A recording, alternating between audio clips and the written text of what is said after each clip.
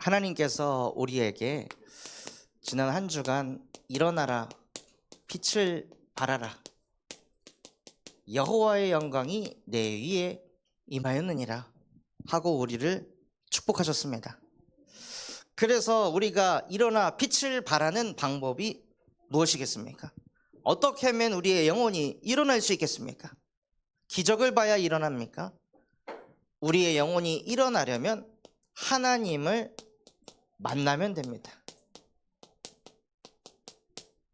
하나님을 만나는 방법은 말씀, 기도, 전도입니다.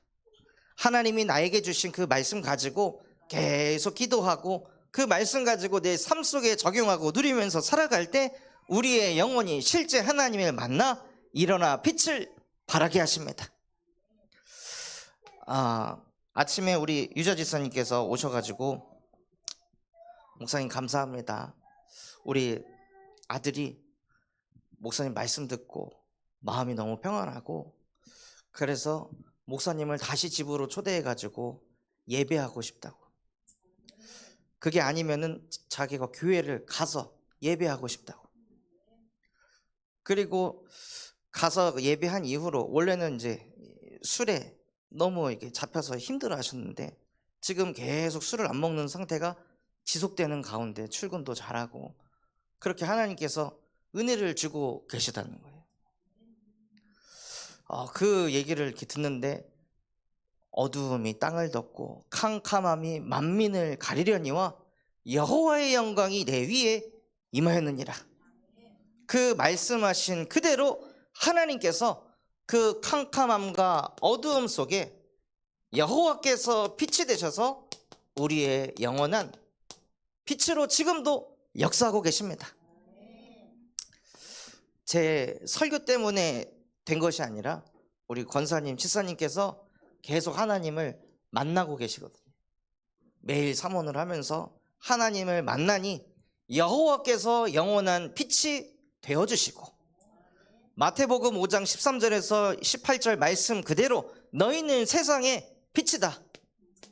산 위에 있는 동네가 숨겨지지 않을 것이요 집안의 모든 사람에게 비치느니라. 그 말씀이 그대로 성취된 것입니다. 하나님의 말씀 붙잡고 하나님 만나고 있으면은요, 하나님은 그 어떤 분보다 어떤 존재보다 논리적이고 과학적이십니다. 말씀 붙잡으면 말씀대로 하나님께서 역사하십니다. 그래서 하나님이 말씀하신 그대로 어두움이 또 캄캄함이 만민을 가려서 사람들이 무너져 갈 거기 때문에 이제는 일어나 빛을 발하라고 말씀하십니다. 하나님의 역사가 시작되었습니다. 그래서 우리 군산 참소망교회 중직자분들에게, 청년들에게, 렘넌트들에게 나 요새 이것 때문에 너무 힘들다, 잠 못 자서 힘들다, 자녀 때문에 힘들다, 뭐 때문에 힘들다 하는 사람들을 하나님께서 갖다 붙이실 것입니다. 그래서 우리는 무엇해야 하냐? 그릇을 준비해야 합니다. 하나님, 어떤 영혼이 내게 붙어도 세상 위로하고 끝나는 것이 아니라 영적 서밋의 축복을 누리면서 복음으로 답을 주는 전도자가 되게 하여 주시옵소서. 아무리 위로해도 또 위로해야 하고 또 위로해야 됩니다. 저도 복음 없을 때 친구들 위로해봤지만 끝이 없습니다. 계속 불러내가지고 술만 먹으면 전화해갖고 나 이것 때문에 힘들다, 저것 때문에 힘들다. 새벽 2시, 3시까지 아무리 얘기를 들어줘도 다음날 출근해야 되는데도 불구하고 배려 하나도 못하고 계속 그냥 자기 힘든 것만 얘기하는 거예요. 인간의 위로로는 망가진 하나님의 형상을 회복시킬 수 없습니다. 영원한 빛이요 생명의 빛이요 창조의 빛 대신 예수 그리스도의 복음이 증거될 때 그 망가진 영혼이 살아날 줄 믿습니다. 그래서 이번 한 주간 하나님께서 우리의 정체성을 각인시켜 주십니다. 오직 너희는 여호와의 제사장이니라.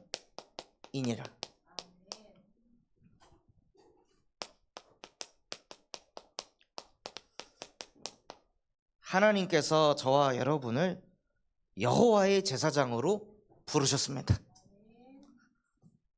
여호와의 제사장으로 부르셔서 이제는 일어나 빛을 발해라.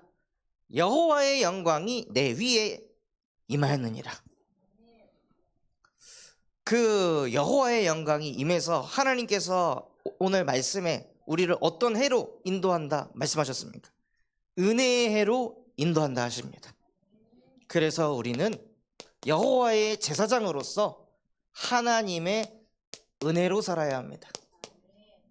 나의 열심, 나의 노력, 나의 성실함으로 세상을 살리는 것이 아니라 하나님의 은혜로, 그 하나님의 은혜를 주일날 예배하는 이 시간만 받고 끝나는 것이 아니라요, 하나님의 은혜를 매일, 매시, 매사 은혜로 사는 것입니다. 그래서 우리는 매일 말씀과 함께합니다. 주일날 왜 예배합니까? 하나님의 자녀라서 주일 성수해야 돼서, 안식일을 지켜야 돼서 예배하는 것입니까? 주일날 예배하는 이유는 예배 때 주신 그 말씀과 함께 나머지 6일을 살기 위해서 우리가 주일을 성수하는 것입니다. 그 말씀이 창세기 1장 27절 하나님의 형상대로 창조된 우리의 영혼과 함께할 때 인간은 평안합니다. 또 요한복음 1장 1절에 태초에 말씀이 계시니 말씀이 곧 하나님이라. 그래서 우리는 계속 말씀을 묵상하고 말씀을 읽고 말씀을 쓰면서 말씀 대신 하나님이 내 생각 속에서, 마음 속에서 떠나지 않도록 매일, 매시, 매사 말씀을 누리는 거예요. 그게 하나님의 형상을 회복한 사람입니다. 그리고 주신 말씀을 가지고 하나님을 기도로 함께합니다.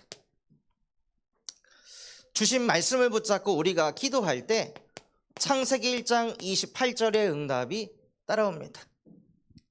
일어나라, 빛을 발하라, 여호와의 영광이 내 위에 임하였느니라. 매일 매시 매사 그 말씀 붙잡고 계속 기도하면은요, 무너져가던 나의 영혼이 나도 모르게 힘을 얻고 일어나 살아나게 됩니다. 우리는 다른 것으로 세상을 정복하고 다스리는 것이 아니라 하나님께서 주신 말씀을 가지고 세상을 정복하며 다스리는 하나님의 자녀들입니다. 그래서 골로새서 4장 2절에 너희는 기도를 하고 기도를 계속해라. 기도를 하고 기도를 또 하고 또 하고 또 하라는 거예요. 아, 오늘 기도 한번 했다, 아침에 기도했다, 그게 아니라 원래 인간은 기도를 계속하는 존재로 창조되었습니다. 24시 기도할 수 있는 존재로 저와 여러분을 하나님의 형상으로 창조하셨습니다.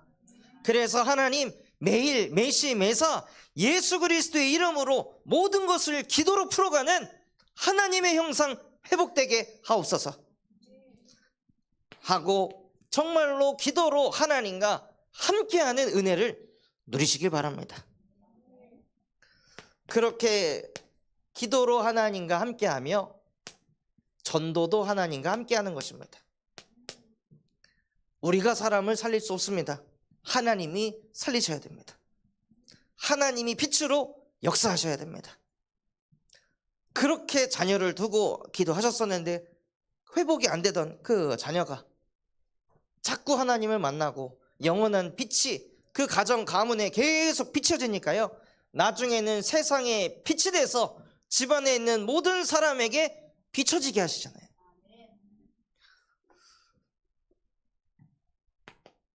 그래서 창세기 2장 10절 말씀 그대로 우리 안에 예수 그리스도의 복음이 충만히 임하면 그 빛은 나를 넘어서 복의 근원이 돼서 뻗어가게 하십니다. 우리에게 주신 복음은 사람을 살리는 생명의 복음입니다.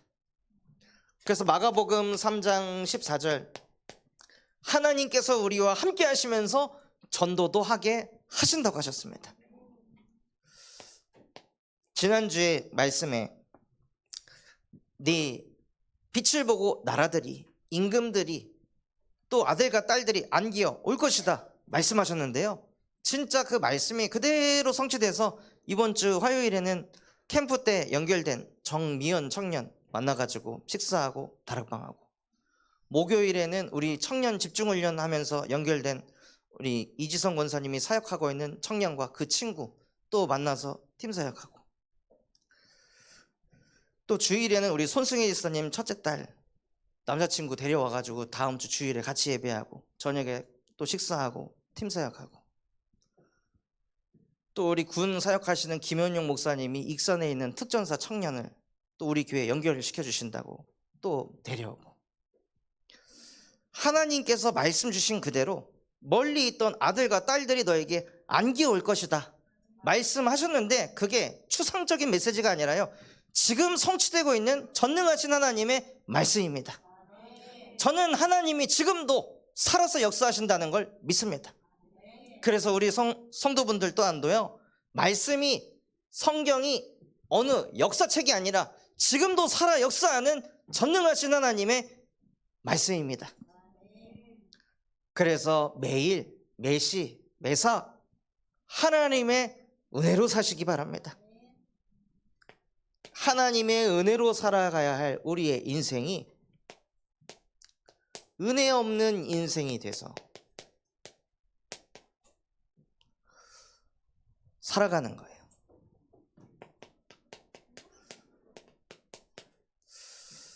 창세기 3장의 문제는 아담과 하와가 예배를 안 드린 게 아니었습니다. 아담과 하와가 예배했습니다. 선악과를 먹으면 반드시 죽게 될 것이라는 하나님의 말씀 들었습니다. 그런데 그때뿐인 거예요. 우리가 주일날 예배를 합니다. 근데 그냥 그때뿐인 거예요. 저도 태어날 때부터 모태 신앙으로 태어나서 저도 제 아들처럼 교회에 붙어있는 사택에서 자랐습니다. 그런데 말씀을 떠나 사는 거예요. 하나님의 말씀은 들었는데 그 말씀과 내 삶이 완전히 분리돼서 인생이 가더라고요. 말씀도 듣고 말씀도 암송도 해요. 읊조리기도 해요.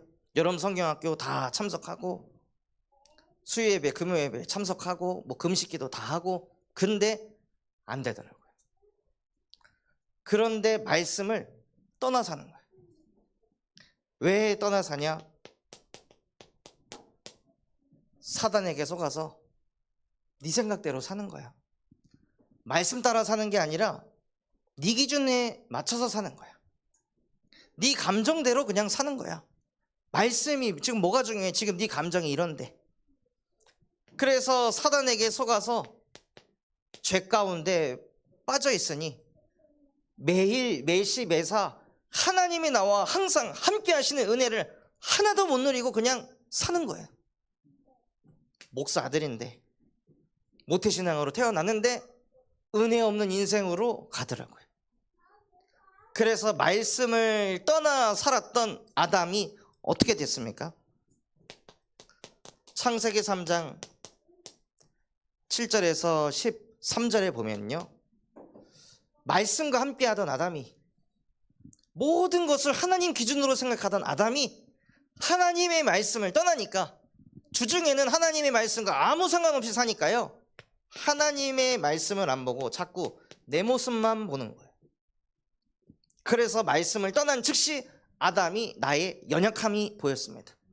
나의 부족함이 보여서 무화과 나뭇잎으로 내 모습 가리고 내 연약함 가리는데 그냥 급급한 거예요. 그 전에도 아담은 헐벗고 있었잖아요. 그 전에도 연약하고 부족했잖아요. 그런데 아담에게 전혀 문제되지 않았던 게 하나님 떠나니까 그 나의 연약함과 부족함이 다 문제로 보이는 거예요. 이거 가려야 되는데, 이거 포장해야 되는데, 남들이 나를 이렇게 보면 안 되는데, 전에는 남들이 그렇게 봐도 상관없었어요. 왜냐? 내가 믿는 하나님이 전능하시니까. 그런데 아담이 하나님의 말씀을 떠나니까 늘 내 모습만 쳐다보고 자기도 모르게 자꾸 마음이 불안함이 몰려옵니다. 너무 불안하고 두려워서 아무 이유 없이 그냥 아담이 숨어서 살아요. 그리고 뭔가 누가 지적질을 하면 다 남 탓이라고. 본인이 선악과를 먹어놓고 본인의 문제가 아니라 하와의 문제라고.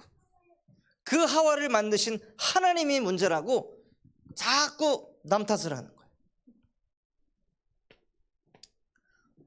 남 탓하는 게 문제가 아니라 인간이 하나님의 말씀을 떠난 게 진짜 문제라는 거예요. 저도 어릴 적에 그렇게 많이 듣고 자랐는데 저에게도 이게 안 보이더라고요. 이 인간이 가진 근본의 문제가 안 보이니까 항상 내 모습 보게 되고, 문제 생기면 항상 부모님 탓하게 되고. 그래 아버지가 복음운동 하겠다고 그 김포에서 목회하시다가 쫓겨나서 인천으로 이사를 오게 되었는데, 시골에 살다가 인천으로 이사를 오니까요, 김포에서는 전교생이 60명이었는데 이사를 오니 전교생이 4,000명이에요. 한 반에 50명, 60명씩 있으니까 제가 적응을 못 하더라고요. 그 또 갔더니 뭐 시골 냄새 난다고 애들이 막 놀리고, 막 경욱이만한 애가 저를 이렇게 뒤에서 묶고 있으면은 한 애가 와서 제 배를 펀치기계처럼 때리고. 그런데 그 학교 폭력을 당하면서 아빠 때문에, 아버지가 목사라는 걸 해가지고 내가 이렇게 됐구나, 아버지 때문에 내가 지금 이렇게 학교에서 고통을 당하는구나 하고 상처가 탁 각인이 되더라고요.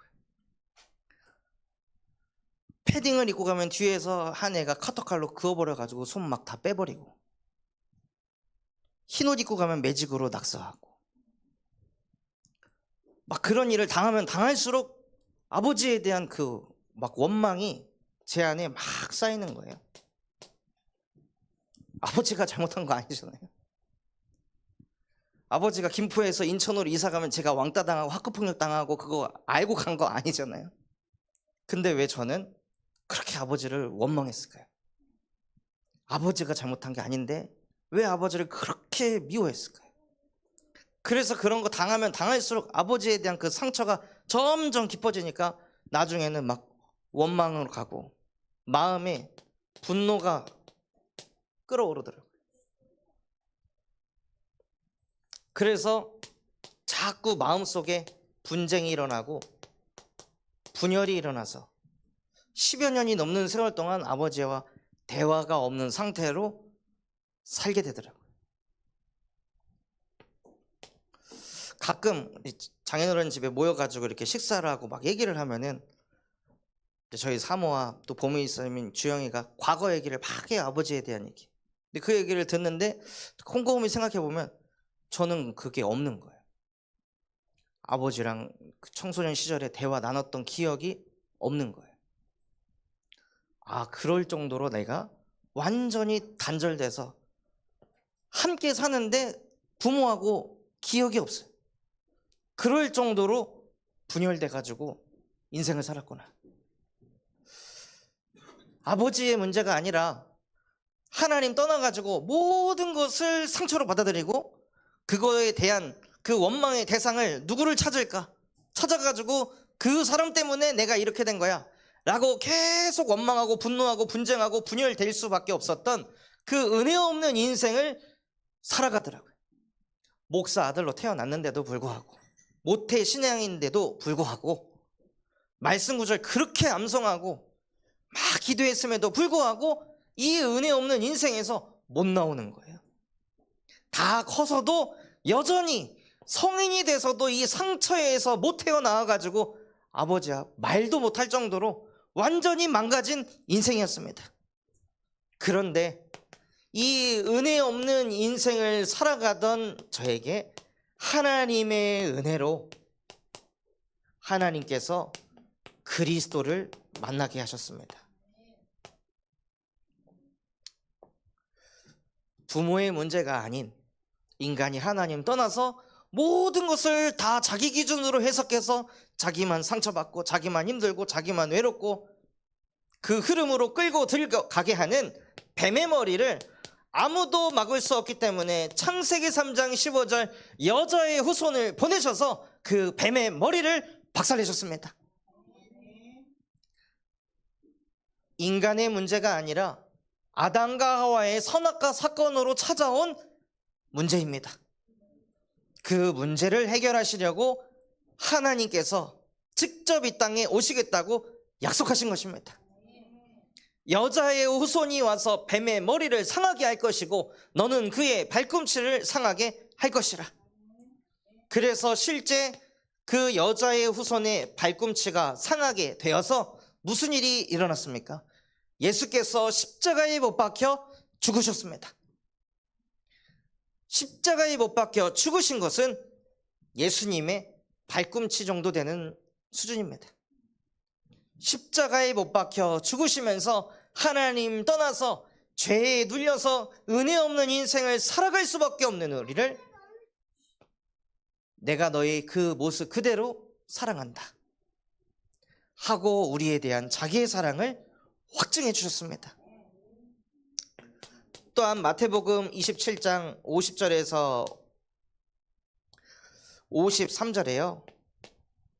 예수께서 십자가에 못 박히셔서 다 이루었다 외치시고 영혼이 떠나가시니 하나님을 만날 수 없던 나의 영혼 사이에 있던 그 휘장이 쪼개어지고 하나님을 만날 수 있는 길을 열어주셨습니다. 그리고 은혜 없는 인생을 살면서 우리 속에 있던 상처라는 그 바위덩어리, 원망과 분노라는 그 바위덩어리 무엇으로도 깨지지 않고 빠지지 않았는데 십자가에서 모든 것을 끝내신 그리스도의 이름이 역사할 때 땅이 진동하며 바위가 터져나갑니다. 우리의 상처가 예수 그리스도의 이름을 만날 때 그 상처라는 바위덩어리가 터져나가게 하십니다. 그래서 하나님 오늘 예수 그리스도께서 2000년 전에 모든 것을 끝내셨다는 것을 믿을 수 있는 믿음을 나에게 주시옵소서. 그게 믿어질 때 우리의 영혼의 영적 지각 변동이 일어나는 겁니다. 흔들리지 않았던 나의 그 영혼이 흔들리면서 하나님 만날 수 없던 그 바위 덩어리들이 터져나가기 시작하는 것입니다. 그래서 미안하다는 말을 들어가지고 상처를 치유하는 것이 아니라요, 그리스도를 통해 그 상처를 치유받으시기 바랍니다. 그리고 그리스도께서 하나님의 은혜로 우리의 주인 되어주셨습니다.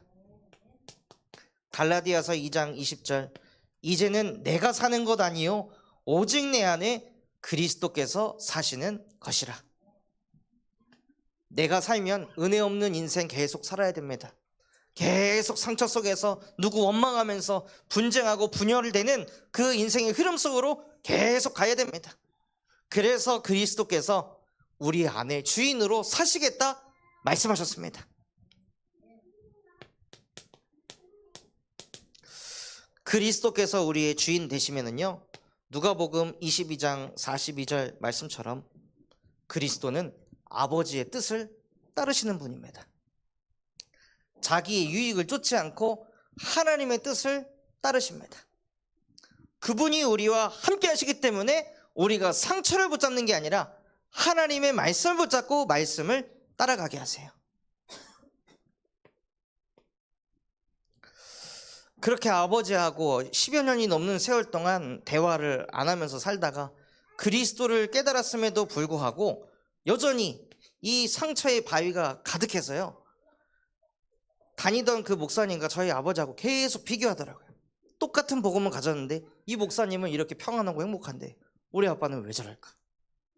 계속 비교하면서 이러니까 저렇지, 저러니까 안 되지, 그러면서 또 복음을 가지고도 그렇게 아버지를 판단하고 정죄하더라고요.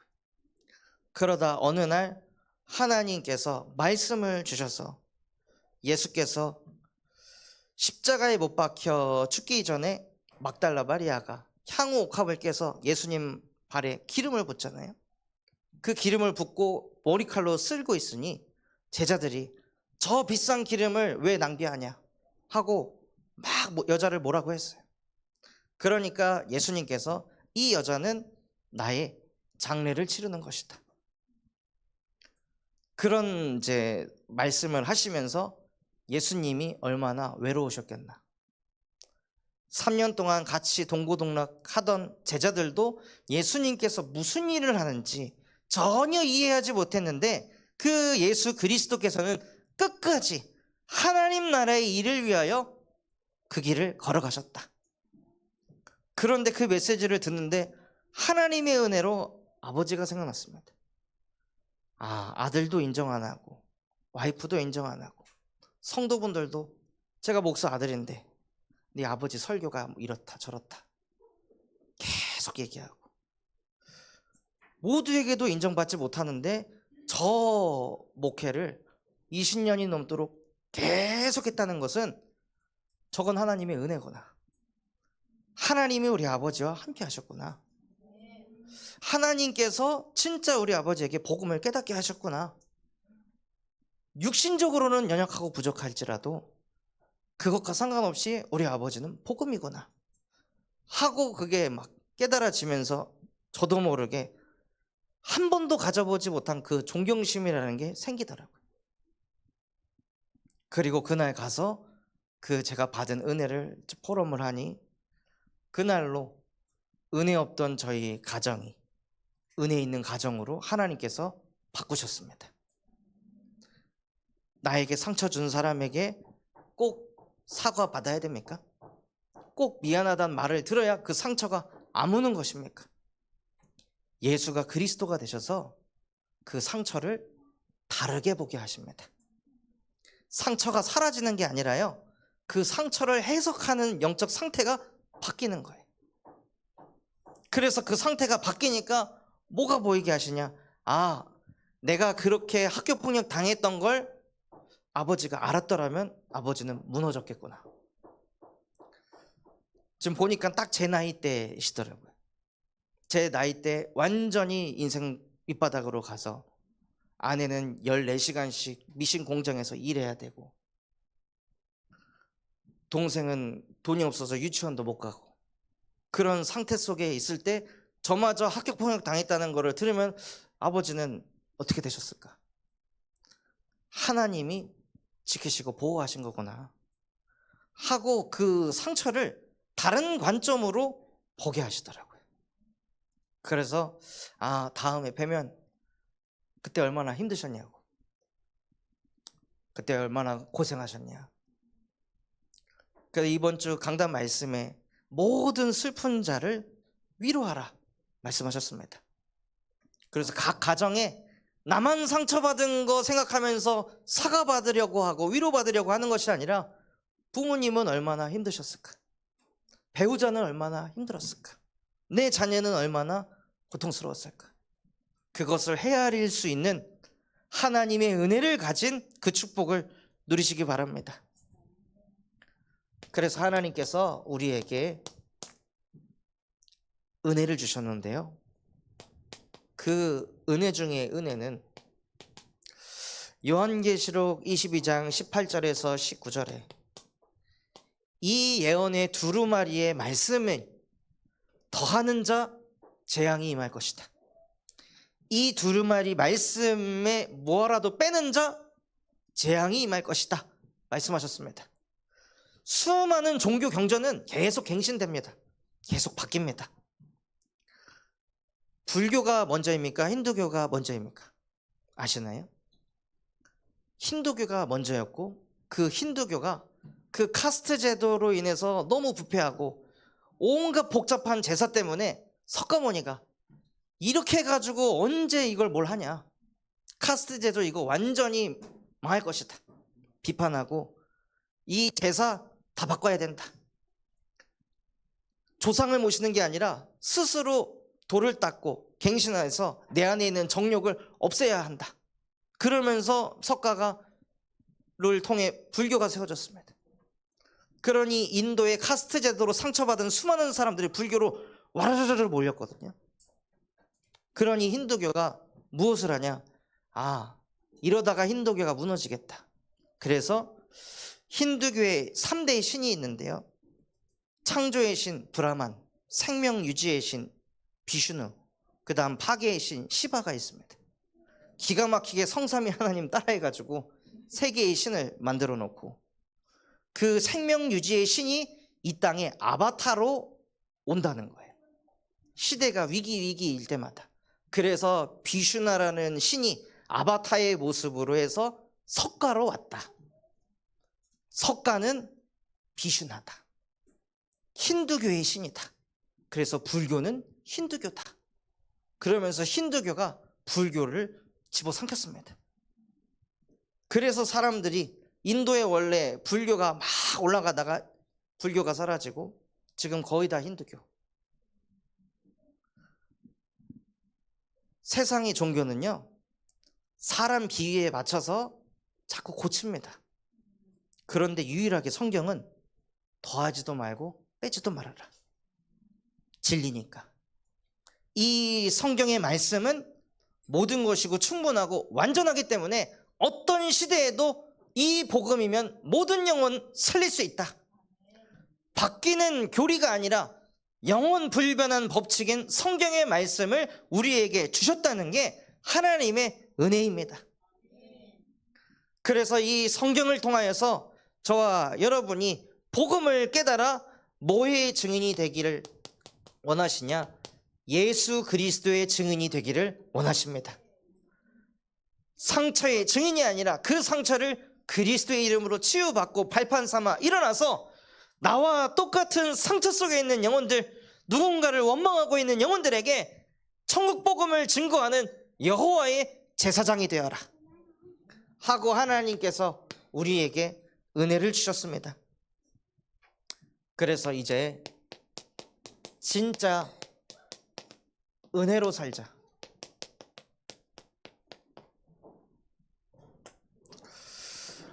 진짜 은혜로 살기 위해서요, 우리에게 복음이 실제화되어야 합니다. 복음이 무엇입니까? 뭐가 복음입니까? 예수는 그리스도 모든 문제 해결자. 복음이 무엇입니까? 하나님과 함께. 그거는 성경적인 지식, 교리잖아요. 그거 말고 진짜 복음이 나에게 실제 됐을 때 복음은 나에게 어떤 것이냐는 거예요. 그게 실제잖아요. 저는 복음이 좋습니다. 어제도 오후 2시부터 IRTS 강의 2개 준비하고 강단 준비하고 대청 예배 준비하고 그거 하고 있는데 배가 고파서 이제 사택을 가려고 했더니 사모가 저녁까지 해와가지고 목욕실에 집어넣어놓고 여기서 밥 먹으라고. 그래서 밥 먹고 또 말씀 준비하고 기도하고 그 2시부터 시작해서 나중에 교회 나갈 때 보면 12시 반쯤 돼서 나가는 거예요. 근데 그게 저에게는 고문이 아니고 너무 좋은 거예요. 복음을 묵상하는 자체가 너무 좋고 이 복음이 나를 은혜 없는 인생에서 하나님의 은혜로 살리셨다는 게 너무 감사하고, 그래서 복음을 묵상하면 묵상할수록 이상하게 마음이 평안하니까 또 묵상하고 싶고 또 읽고 싶고 또 고백하고 싶은 거예요. 이 복음을 묵상할 때 내가 어디서 건져졌는지 그게 막 발견되어지고 보여지니까 그게 또 너무 감사한 거예요. 생명의 빛이며 창조의 빛 되신 그리스도께서 나와 함께 하신다는 게 믿어지기만 해도 이상하게 힘이 나니까 너무 좋은 거예요. 영원히 치유될 수 없었던 우리 가정의 문제, 아버지와 저와의 관계, 복음이 치유하더라고요. 아버지께서 저에게 내가 이렇게 해서 미안하다, 사과를 해서 제가 치유된 게 아닙니다. 사과를 받아서 치유된 게 아니라 복음이 제 근본을 뒤집어 버리니까 오히려 아버지를 먼저 헤아릴 수 있는 그런 힘까지 주시더라고요. 그래서 나에게 복음은 무엇입니까? 진짜 복음이 실제가 돼야 됩니다. 복된 소식 아는 거 말고, 교도소에 그 조현병으로 인해 지하철에서 사람을 식칼로 이렇게 난도질했던 목회자 자녀 또한도 복음이 뭔지 알아요. 복된 소식이라는 거. 예수 그리스도는 참 왕, 선지자, 제사장 알아요. 그리스도 깨달으면 정신병 끝난다는 거 알아요. 근데 자기한테 복음이 실제가 안 되었어요. 그래서 지금도 기도 제목이 뭐냐? 복음을 깨닫고 싶습니다. 그래서 정말 우리의 기도 제목이 하나님, 복음 아는 사람, 설명하는 사람 말고 복음이 실제화가 된 증인이 되게 해주세요. 그래서 복음이 너무 좋고 복음 묵상하면 평안하고 감사하고 힘이 나고 절대로 치유될 수 없었던 것까지 치유하시니 무슨 마음을 주시냐? 복음을 위해서라면 이유 없다. 복음을 위해서라면 아무 이유가 없습니다. 복음이 나를 살렸고 복음이 나를 치유했고 복음이 우리 가정 가문을 살렸기 때문입니다. 그래서 복음을 위해서라면 뭐든 할 수 있습니다.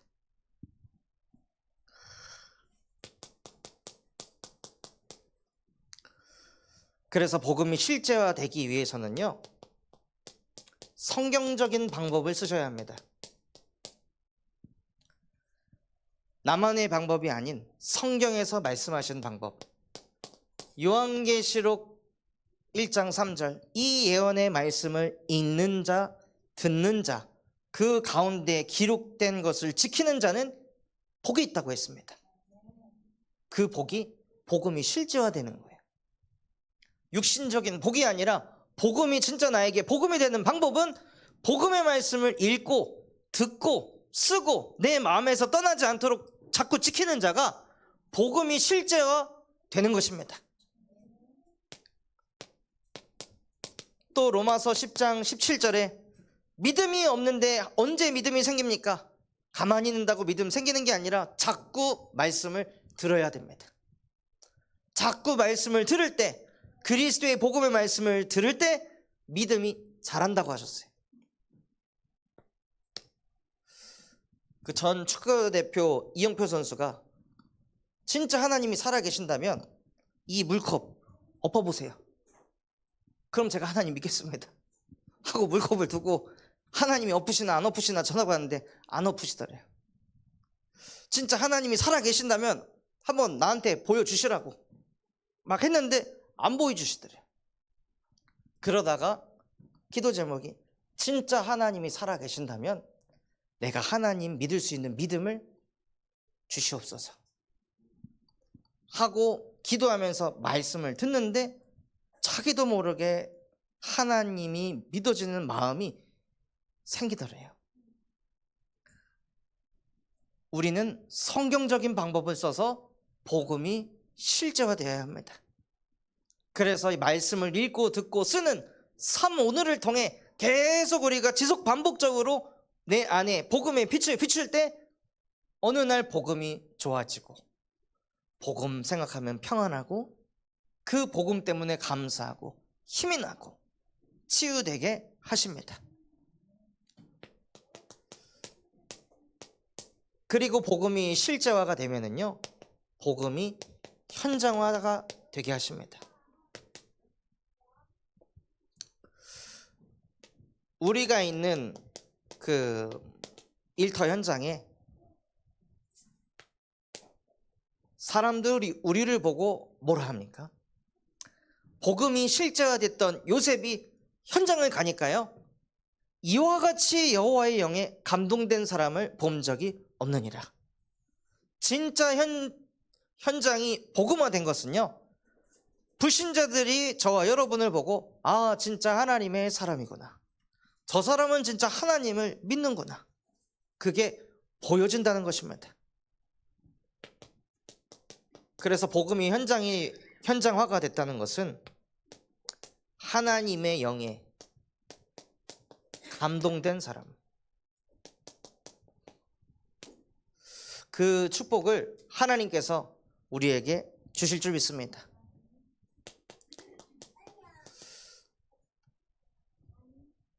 또 복음이 현장화 될 때는요, 다니엘과 같이 수많은 사람들은 위기가 오면 위기를 피하려고 하고 도망치려고 하는데 다니엘은 오히려 위기 속으로 들어갔습니다. 위기 속으로 들어가서 그 위기 속에서도 하나님이 살아계심을 나타냈습니다. 하나님의 자녀에게는 위기가 문제가 아니라 위기가 아니라 위기를 통해 전능하신 하나님이 나타날 것이다. 그래서 하나님 위기를 외면하고 도망치지 않게 하시고 성삼위 하나님과 함께하며 위기 속으로 들어가 일어나 빛을 발하여 여호와의 영광을 나타나게 하옵소서 해서 우리 모든 중직자분들이 있는 산업 현장의 위기가 오히려 현장을 복음화시키는 축복이 되시기를 그리스도의 이름으로 축원합니다. 또 사도행전 11장 26절에요. 바울과 바나바가 또 제자들과 함께 1년간 모여서 복음의 말씀에 집중했습니다. 계속 복음을 실제화하니 그 지역에 있는 사람들이 그들을 보고 비로소 그리스도인이라 일컬음을 얻었느니라.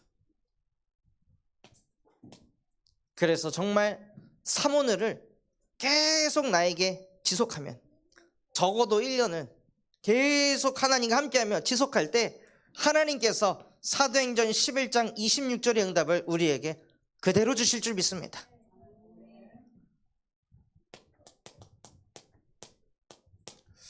그리고 이 복음이 현장화가 되면 복음이 세계화 되게 하십니다. 세계복음화를 이룰 때 바울이 한 것이 아니라 바울이 세계복음화를 할 수 있는 배경이 있었습니다. 그게 로마서 16장의 중직자입니다.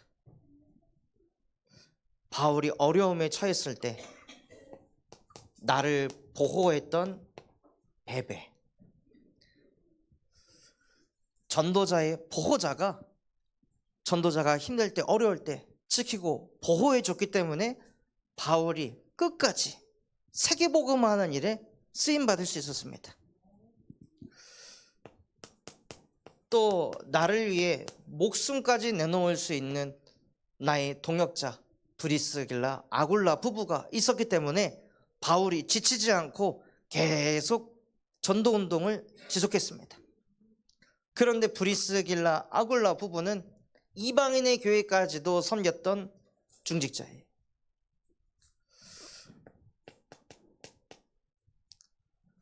또 나와 온 교회를 돌본 중직자 가이오, 이런 장로님이 계셨기 때문에 바울이 세계복음화를 할 수 있었습니다. 진짜 감사하게도 저희 교회에도 베베와 같은 브리스길라 아굴라 부부와 같은 가이오와 같은 중직자분들이 든든히 계십니다.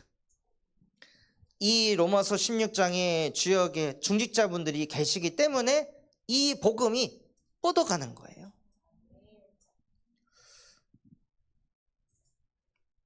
저하고 사모가 인도를 가는데 그 필리비를 두고 가잖아요. 교회 안에 베베와 같은 중직자분들이 계시기 때문에 가능한 일입니다. 안 그러면은 베베는 가족과 같은 존재거든요. 가족과 같은 존재이기 때문에 저 어린 아이가 붙어 있을 수 있는 거잖아요. 그래서 실제 이 로마서 16장의 말씀이 지금 우리 교회에도 고스란히 성취돼서 하나님께서 우리 교회에 1차 선교의 문을 열어주셨습니다. 그래서 IRTS에 예수가 그리스도라는 복음을 증거하게 하십니다. 그래서 복음 편지 식과를 3일 동안 쏟아붓고, 그래서 함께 가는 우리 노경민 지사님 또 서희 청년 또한도 그 메시지를 같이 들을 거잖아요.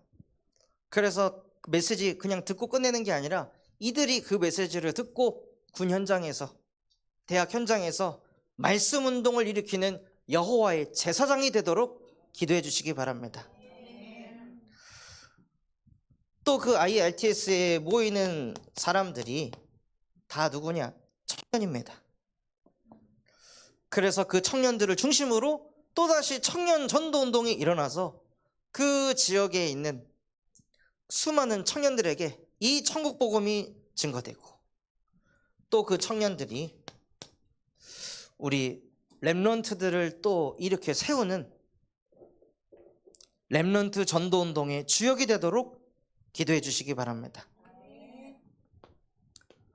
그래서 이번 선교 때 저희가 오후에 어제 제가 카톡에 공지를 좀 드렸었는데요. 그 자료를 만들어서 이 현장에 한 3천여 명의 어린이들이 있습니다. 그 어린이들에게 복음을 전달할 그 교구를 만들어서 가려고 해요. 감사하게도 그 로마서 16장의 주역으로 우리 챗 GPT가 열심히 일을 하고 있습니다. 본부에서 만든 것보다 훨씬 디자인이 좋게, 그래서 거의 저희 사모가 챗 GPT 중국처가 돼가지고 계속 일을 시키더라고요. 이거 만들어줘, 이렇게 만들어줘, 저렇게 만들어줘. 이따가 보시면은 와, 진짜 퀄리티 있다. 그래서 그런 자료들을 이 렘넌트들한테 전달해서 3천여 명이 전달되면 그 아이들 중심으로 또 복음이 뻗어갈 거 아니에요. 그래서 하나님께서는 세계화를 위해서 영어 복음 강의를 하게 하시고 영어로 된 교재를 만들게 하고 계십니다. 그래서 237가 5천 종족까지 실제 뻗어가도록. 그래서 이번에 강의를 할 때 판서를 영어로 하라고 그런 이제 미션을 주시더라고요. 아무리 생각해도 못할 것 같아가지고 미리 칠판에 다 써놔야겠다, 영어로. 그래서 써놓은 걸 손가락질 가리키면서 이제 메시지를 할 때 주의 성령이 함께하도록 기도해 주시기 바랍니다.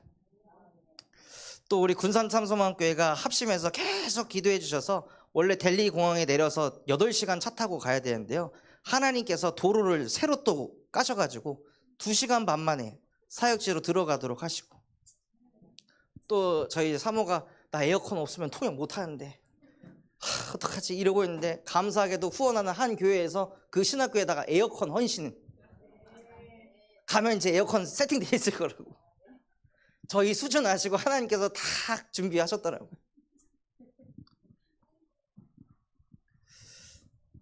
그래서 하나님께서 우리는 이런 거 저런 거 걱정하지 말고 오직 너희는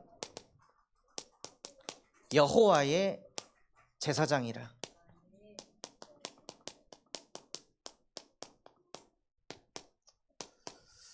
1절에서 3절에 주 여호와의 영이 내게 내리셨으니 이는 여호와께서 내게 기름을 부으사, 여기서 말하는 내게는 사람이 아닙니다. 이사야도 아닙니다. 여기서 말하는 내게는 그리스도이십니다. 그리스도에게 하나님의 영이 부어 들어갔고 그리스도에게 기름을 부으셨다고 하셨습니다. 그래서 예수가 기름 부음 받은 자 그리스도가 되신 것입니다. 그 예수 그리스도께서 가난한 자에게 아름다운 소식인 복음을 증거하게 하시고, 그리스도께서는 또 마음이 상한 자를 치유하시며 포로된 자를 자유케 하신다 말씀하셨습니다. 또 그리스도께서 가시는 곳에 갇힌 자가 노임을 얻게 되고, 또 하나님께서 모든 슬퍼하는 자를 위로하신다고 말씀하셨습니다. 그리스도가 가는 곳에 치유가 일어나고 자유함을 얻고 사람들의 마음이 위로를 받게 하십니다. 그리고 그리스도를 통해 하나님의 영광이 나타나게 하십니다. 이 하나님의 영광을 입은 그리스도, 기름 부음 받은 자 그리스도를 통해 복음을 듣게 되고 치유되고 자유를 얻게 되고 위로를 받고 영광을 받은 그리스도의 제자들을, 그들을 통해 무엇을 하게 하신다 하십니까? 황폐되었던 것을 다시 쌓을 것이요, 옛부터 무너진 것을 다시 일으킬 것이며, 황폐한 성읍 곧 대대로 무너져 있던 것들을 중수할 것이며, 그 그리스도의 제자들을 통해 황폐된 현장을, 무너진 영혼들을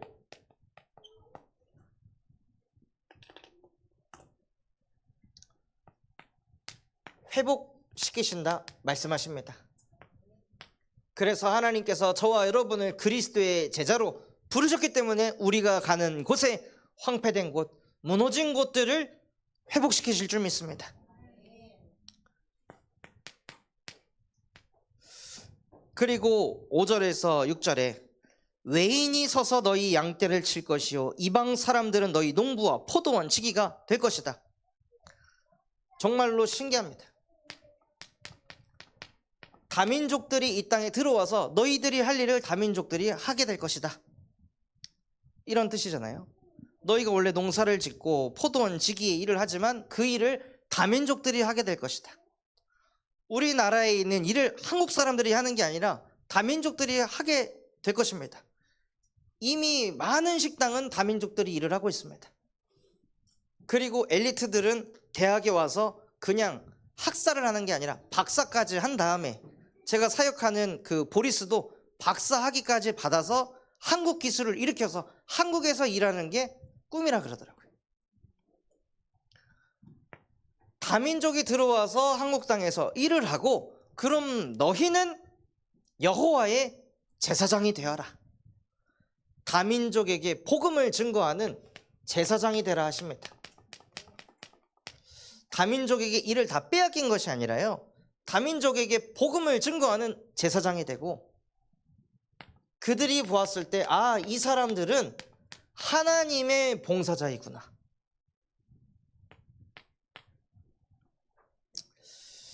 그래서 다민족들이 저와 여러분을 통해서 쉼을 얻고 치유를 받고 위로를 얻는 여호와의 제사장이요 하나님의 봉사자의 응답을 누리시기 바랍니다.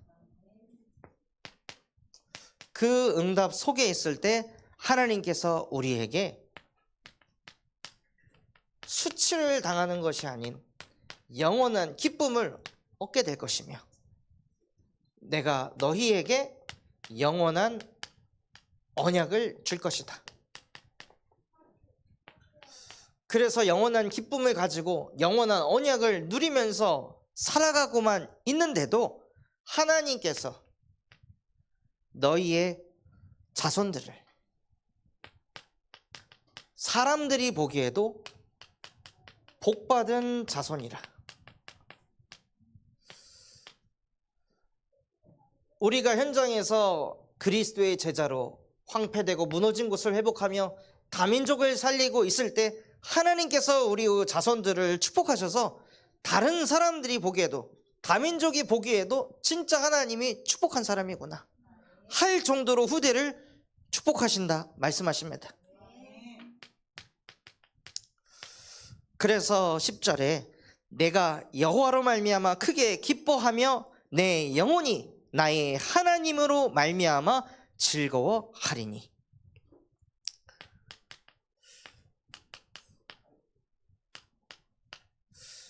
정말로 하나님, 내 영혼이 하나님으로부터 즐거워하는 거 나도 누려보고 싶습니다.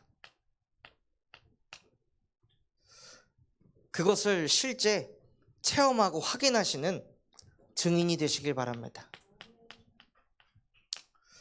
그리고 마지막 11절에요.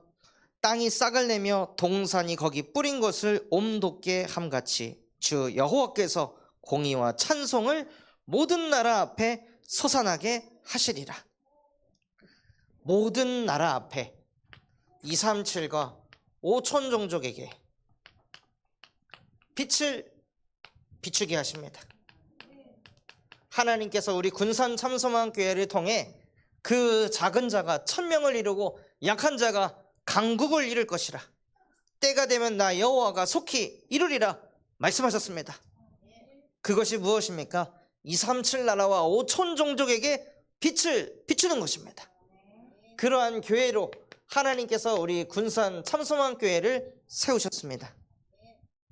그래서 우리는 오직 은혜로 하는 것입니다. 그 은혜를 받아서 바울과 같이 주 예수께 받은 사명, 내게 주신 그 은혜의 복음을 증언하는 일에는 나의 생명조차도 조금도 귀한 것으로 여기지 아니하노라. 우리는 은혜의 복음을 위해서 사는 여호와의 제사장입니다. 그래서 현장에 다른 것이 아니라 하나님, 정말 내가 현장에서 여호와의 제사장으로 실제 쓰임받게 하옵소서. 현장에서 하나님의 봉사자로 실제 쓰임 받을 수 있도록 복음이 내게 실제화가 되게 하시고, 복음이 현장화가 되게 하셔서 복음이 세계화되는 그 주역이 되게 하옵소서. 그 축복이 임하시기를 예수 그리스도의 이름으로 축원합니다.